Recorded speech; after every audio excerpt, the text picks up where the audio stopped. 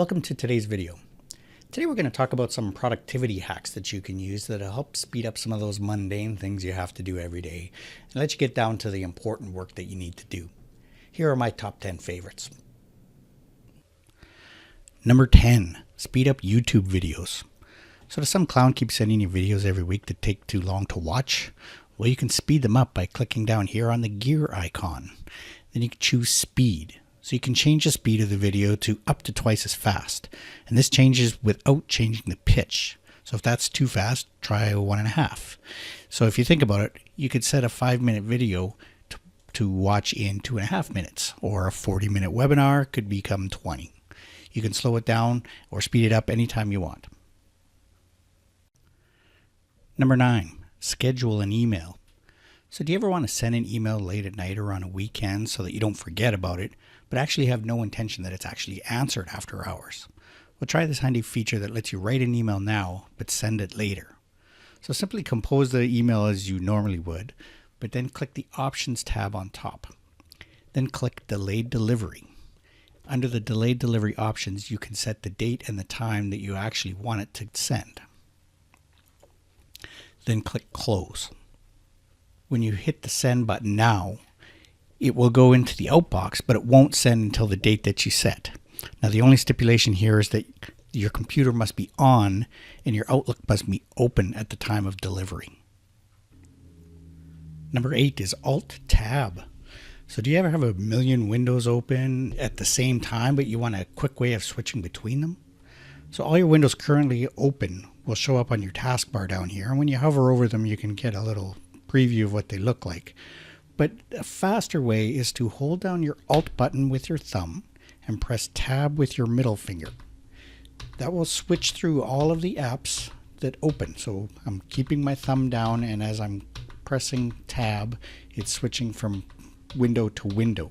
So when I get to the window that I actually want to come up to the front, I just let go, and there it is. Alt-Tab. Number 7 is the Format Painter. So sometimes when you're working on a Word document or Excel or PowerPoint, you have some text in there that's formatted in a certain way.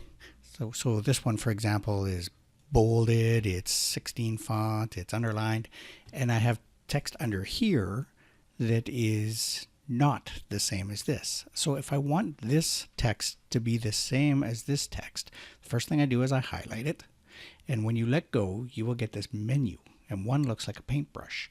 If you click that, which is the same as clicking this button here, and then highlight the text you'd like to copy the formatting to, this now has the same formatting as that one. Big time saver. Number 6 is Open with Explorer. So for this one, you have to use Internet Explorer. You can't use Chrome. Won't work with Chrome, only Internet Explorer. So this is a handy one if you're in, like, say, your staff room at your school and you want to add files or folders to here. So you can drag files here, but you can't drag folders. So in order to do this, you would click on Staff Documents here, and it will open up the document library. Now this would also work on your home drive. If you click, on your OneDrive, you click there and you could click Documents here. Now up at the top, you're going to see Library. So if I click Library, I will get Open with Explorer. So I click that button and I get a window that opens like this, where I can drag files and folders in there, and notice these are the same files that are in here. So any changes that I make in here will also be automatically changed in here.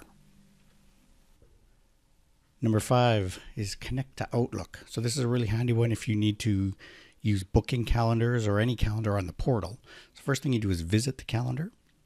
Here is the calendar for the Inquiry laptops, and I can see that there's an open date on the 10th, the 11th, and the 26th. Now I could go to events here and add an event for each one, or I can connect to Outlook. So I click calendar first, connect to Outlook. I'm going to get a warning. I click OK. And then what that does is it opens this calendar in my Outlook, and it will stay there. It'll always stay in there.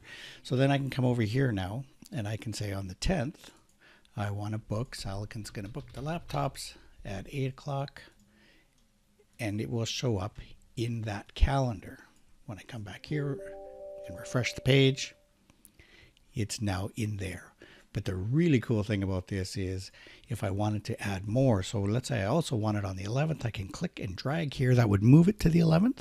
But if I, before I let go, if I press Control, see the little plus sign, that means copy it. So now I've also booked it on the 11th. I've also booked it on the 26th. And I've also booked it on the 3rd. So now when I go back to that calendar and refresh, I've already got all of those dates booked in the calendar on the portal. Number 4 is a quick, easy one. It's shake windows.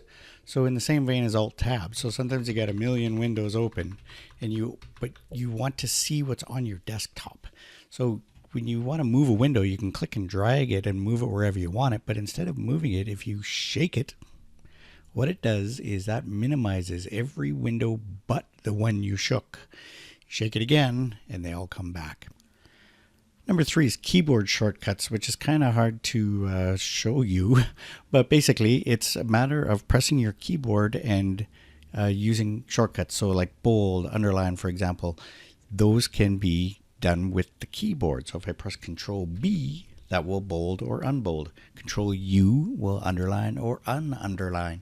That also cut, copy, paste. So Control X is cut. Control C is copy. Control V is paste. So this one's hard to show. So what I've done is I've put a link in the blog post that will show you some of the most common ones that will make things a lot easier for you. If you can figure these out and use them, they will speed up a lot of the work that you have to do. And there's a whole bunch of them. Number 2 is conserve your battery.